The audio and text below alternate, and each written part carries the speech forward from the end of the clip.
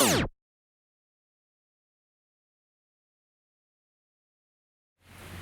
everyone, welcome back to another episode in Gin and Ginger, where we tell personal stories which will encourage and motivate us to keep going.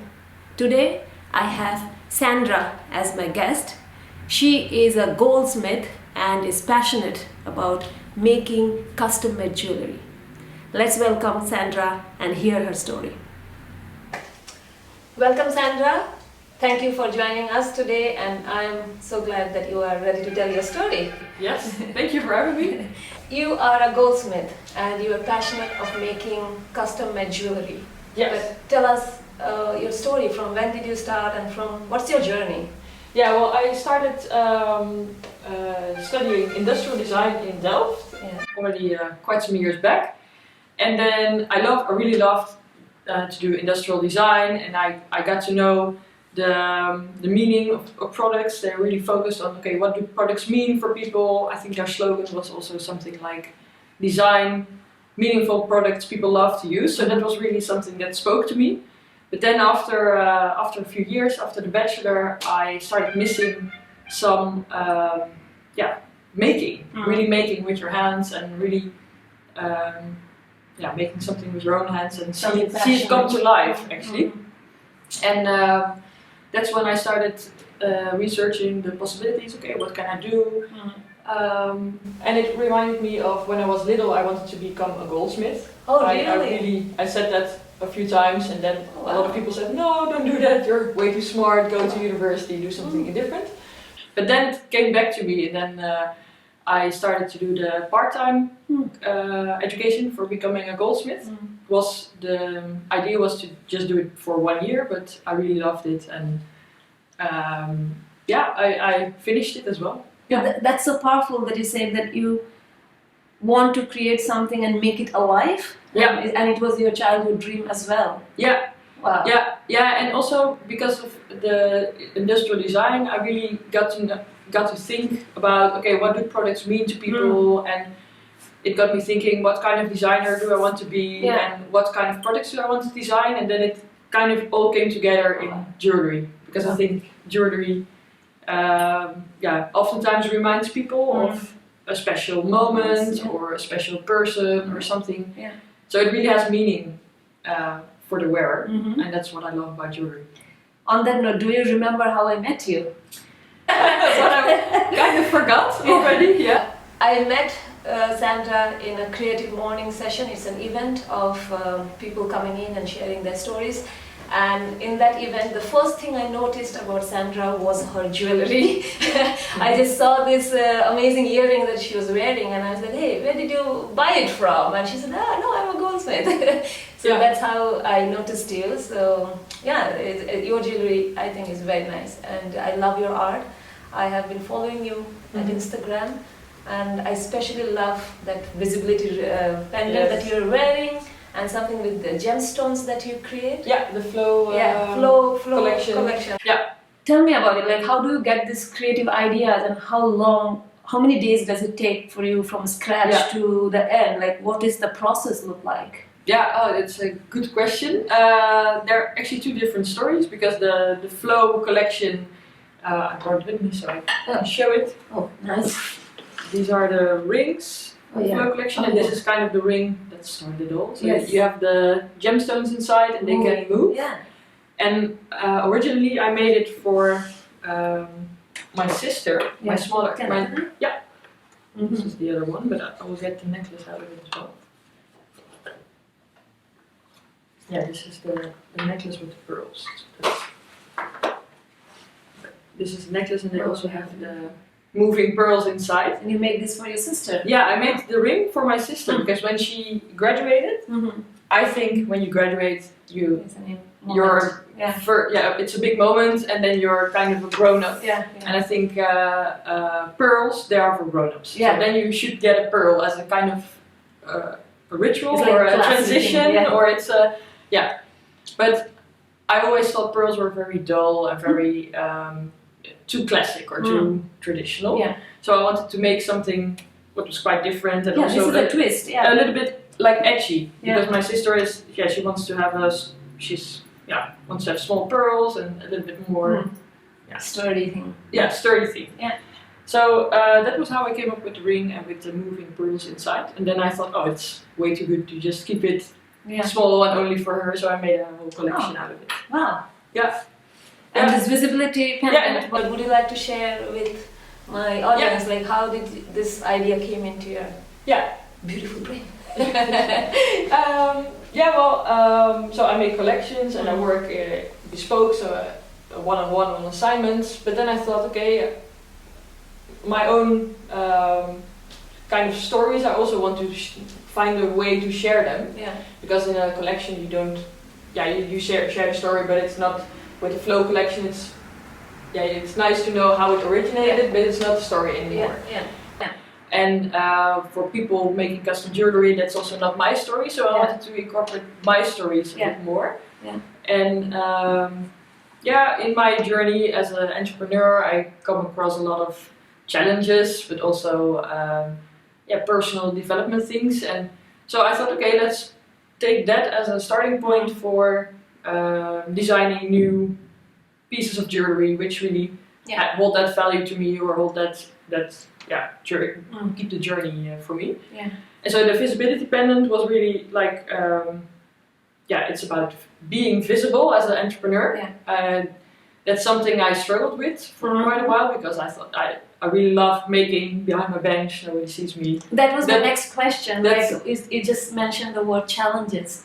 Yeah. Like, tell me, like, how was those challenges and how did you overcome those? Yeah, well, days? I think for me it was really scary to become more visible, and then you start thinking, okay, why is it? And you unravel all kind of personal stories behind it. Mm-hmm.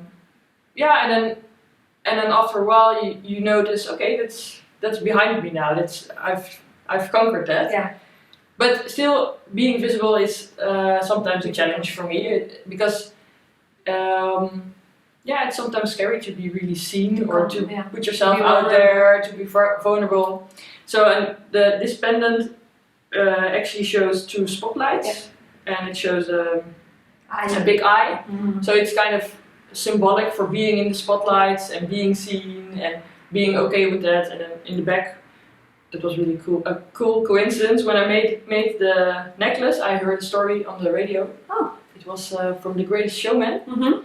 And I took the quote from it. So it says, "I'm brave, I'm seen, no apologies, this is me." So I thought, that matches the... It's like it reminds you all the time that it's okay to be out there and just do what you feel like. Yeah. You follow your passion. Yeah.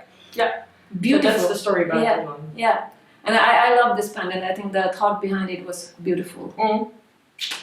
So, how long does it take? What is the process? I can imagine that it is very tedious process and a long process. Yeah. How do you keep yourself so motivated to do something, like create something beautiful like this? With, for example, the flow collection, that took quite a while because it was a technical challenge, and I wanted to make it into a collection, so repeatable for several over times. And for example, this one, because it comes from my own experience, and I only have to think about myself and make myself happy with this one.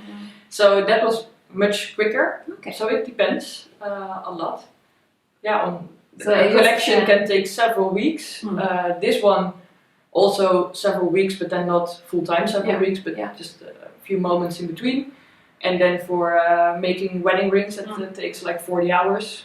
So also quite elaborate. Long time. Yeah. As you said, like this was easier for you because it was for you, and you know yourself better than others, of course. Yeah. Okay. So that's and to keep motivated, for me. What is the secret recipe?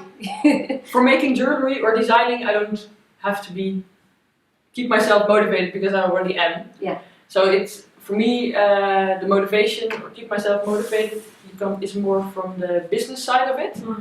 So sometimes, you have to take quite a stretch to build up a successful business. Right. And in that entrepreneurship route, you have ups and downs. So then you have to keep yourself motivated sometimes. how to keep yourself motivated. I made a ring for that. So it's like when you are not motivated, you just splurge into making another ring, and you invest all your time in thinking how to create another beautiful piece. Yeah, well, or it's more like when I get demotivated, it's mostly because of the business side of it, and then success is not around the corner, or you want it now, but it's not around the corner. True. And then what I now like the last year, I really focused on taking small steps that are really fun in themselves already. So not thinking about the end goal, only focusing on the end goal, but really making each step towards the end goal already fun and really enjoyable to do. Yeah. So then you don't. Then when you're sometimes feeling low because business side of things is a struggle sometimes. Then you think, okay, well, what can I do to become happy today already in my business? Yeah, so it's like you break down the whole journey or the whole time that you're creating something.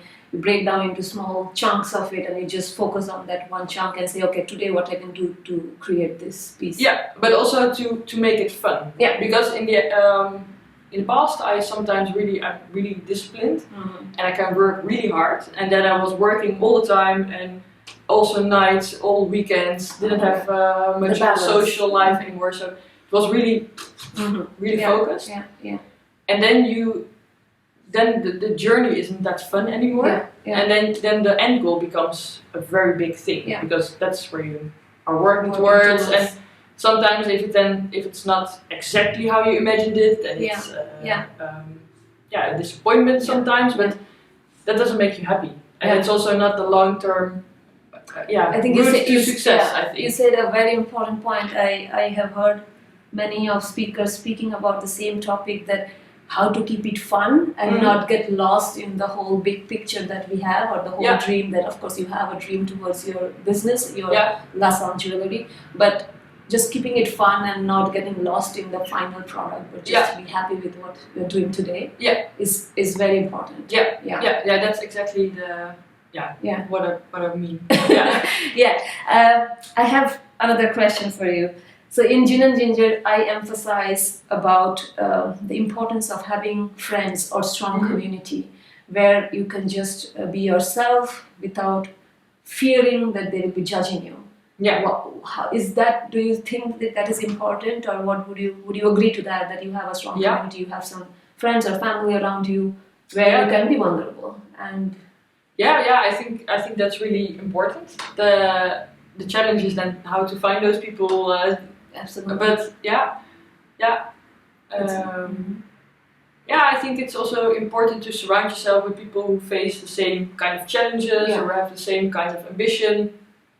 Not the same in, like, I'm a goldsmith and but more than like the same in terms of you want to build up something for yourself, you want to become an entrepreneur, or so just who understands you also. Awesome.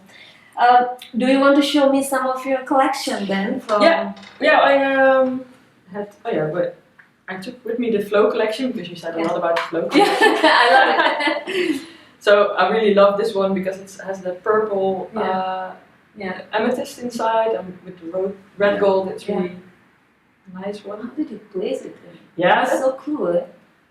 The secret of the smith. That's a Dutch expression. I don't know if it's an English expression. Secret of the smith.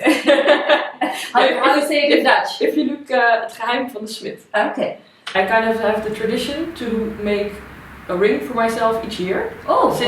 Since 2018. So this was 2018. This is 2019, and now we're moving towards 2020. Do you have a birthday or something? No, it's really like with the change of the year, I look back on the past year and I think, okay, what was really a big moment for me or a big thing I wanted to remember. This one I made when I quit my full-time job to really focus on my jewelry business. That's so motivating. This is a plus sign because I felt so much energy, so much positivity, and I thought, okay, well, it will be challenging in the future, so then I can remind myself of that feeling I had. And this one was when I look back on the first year of being full-time entrepreneur. I also noticed, okay, there's a lot of blood, sweat and tears involved. So you put that. So this is stone. a diamond, but it's a pepper and salt diamond with some reddish in it. So it's really, yeah, for me it was when I saw it, I said blood, sweat and tears. It's this color. That's this one. Yeah. It's a nice big one. I always wear it when I have to give presentations or be a bit more. Strength. Yeah, it gives me strength. Wow. Nice. So, Amazing. yes. I think you are a phenomenal diamond. And in Gin and Ginger, we love mining diamonds. And it just matches beautifully with your goldsmith personality. So thank you for joining us. And I'm sure that out there, many of us will hear your story and feel so inspired. Here is Sandra's website. Follow her, check her amazing custom-made jewellery, and I'm sure you will love it.